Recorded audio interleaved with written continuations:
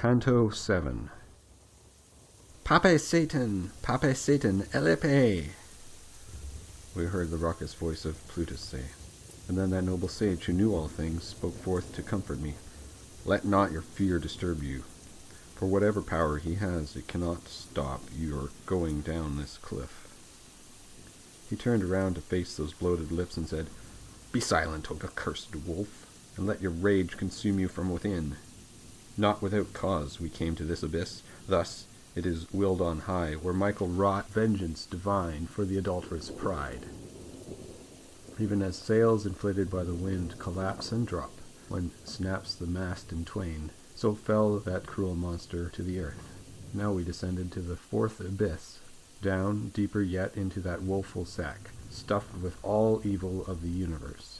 Justice divine! What hand could pack together so many torments as I now beheld? And why are we thus ruined by our sins? Just as the mighty wave above Charybdis shatters itself on the opposing tide, so must these spirits dance and counter-dance. More numerous than elsewhere, I perceived on both sides of the ring a screaming crowd, pushing heavy weights by strength of chest. They came together with a shock, and there they reeled about, shouting to one another, Why do you squander? Why do you hoard? And then along the gloomy circle they returned, on either hand, shouting their words of shame, till at the opposite point they met again. Then each one turned around, when he had reached the other joust along his semicircle. And I, who felt my heart oppressed with grief, said, Master, show me now what men are these, and were these tonsured people on our left in holy orders, one and all? He answered, In life, the mind's eye of each one of them was so asquint he could not see to spend with any sort of measure or restraint. They clearly shout it forth when they arrive at those 2 points upon the circle's rim that separate opposing forms of guilt. These men, who have no hair upon their heads, were clerics, even cardinals and popes, among whom avarice grows as it will.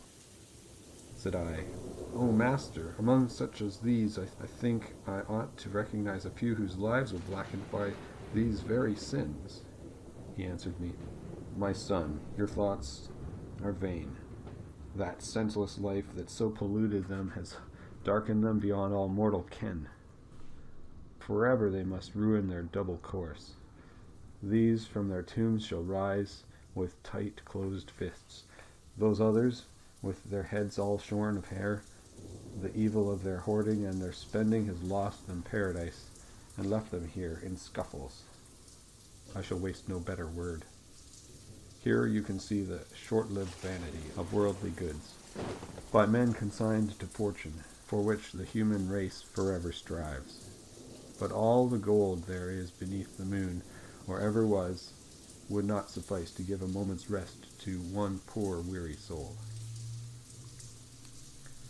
Master, I said to him, explain to me this fortune that you just alluded to, who holds all worldly goods within her grasp. And he said to me, Creatures, what fools you are! What monstrous ignorance oppresses you! I wish that you should clearly understand what I now say. He whose omniscience transcendeth all, the heavens made, and then angels to govern them, so that the light shines equally on each and every part.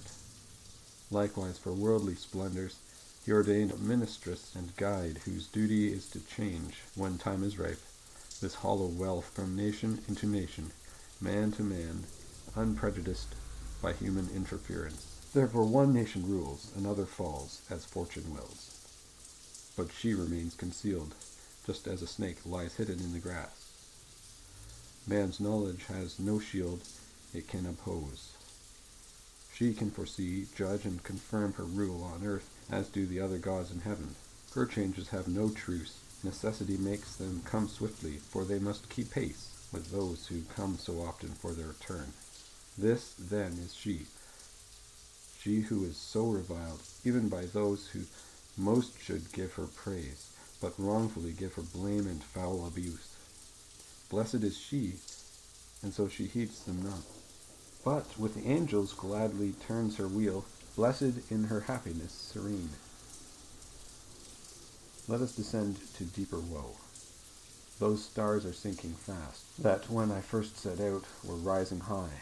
We must not tarry long. We cut across the circle to a bank above a spring, which bubbled as it ran through a deep gully leading further downward. Blacker than ink was that forbidding stream. By a rough path we took our way below, companioned by the murky river's wave. And when that dismal stream had reached the foot of the malign and dusky precipice, it spread into a marsh that men call Styx. And I, who stood intent to gaze and wonder, beheld a host of spirits foul with mud, all naked and with hatred in their looks. They struck each other not with hands alone, but with their feet and heads and breasts as well, and tore each other piecemeal with their teeth. The goodly master said, "My son, see there the souls of those whom wrath is overcome. Also, I wish that you should truly know that other people lie beneath the water. Their sighs produce those ripples on the surface that you can see. Whichever way you look, sunk deep in loathsome slime, they try to say, 'Sullen were we, in the sun-gladdened air, bearing within ourselves the fumes of sloth. Now we are sullen in this black morass.' This dreary chant they gurgle in their throats, unable as they are to speak it clearly." We walked on, far around the swampy shore, between the dry bank and the reeking pool, our eyes turned on those souls who gulped its filth. At last we reached a lofty tower's base.